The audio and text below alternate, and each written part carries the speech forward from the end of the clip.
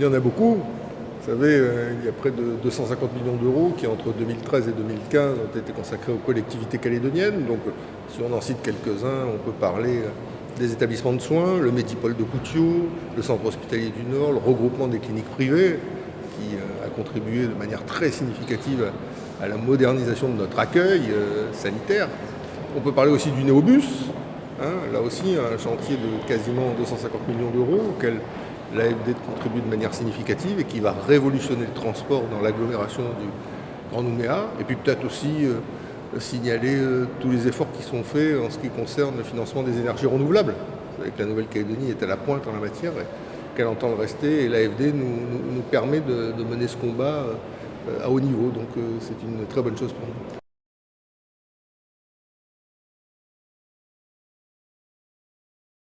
C'est un acteur majeur, non seulement bien sûr par les sommes qu'il alloue aux différents programmes de développement, mais aussi parce que l'Agence française de développement, c'est une filiale Proparco qui peut participer au projet, c'est un fonds de garantie, Sogefom. Donc ce que je veux dire, c'est qu'il y a véritablement une boîte à outils pour favoriser le développement des collectivités ultramarines, et en l'espèce de la Nouvelle-Calédonie.